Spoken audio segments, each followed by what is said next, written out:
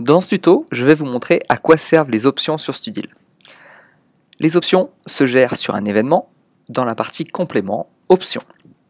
Ici, pour l'instant, il n'y a aucune option, c'est un tout nouvel événement que je viens de créer. Le but des options est de pouvoir personnaliser et adapter l'outil Studil à tous vos événements.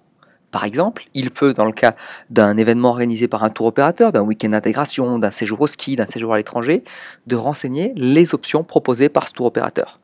Dans le cas d'un séjour au ski, ça pourrait être des locations de ski, de snow, etc.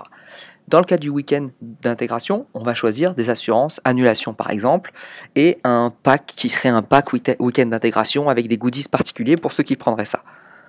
Je clique sur ajouter une option. Il est nécessaire de choisir une catégorie d'options.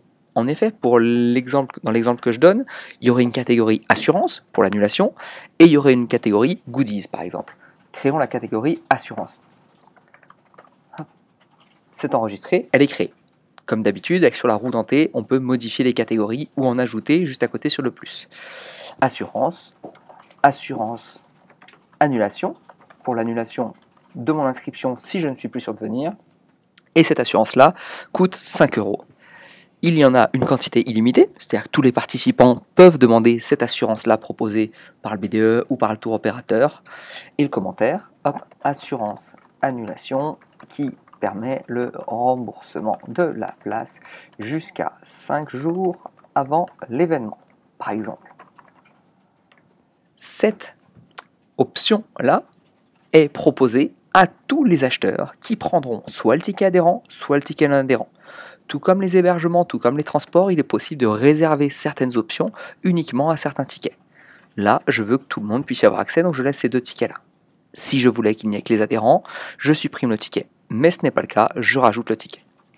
J'enregistre et directement apparaît ici mon option, quantité illimitée, 5 €, et ici le commentaire, et elle est bien reliée au ticket adhérent et ticket non adhérent.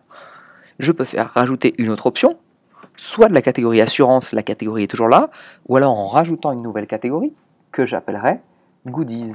Par exemple, pour cet événement-là, je la sélectionne et je rentre Waypack. Ensuite, je saisis les mêmes informations. Le Waypack coûte 10 € de goodies pour avoir tous les goodies du week-end d'intégration. Il y a 200 Waypacks disponibles.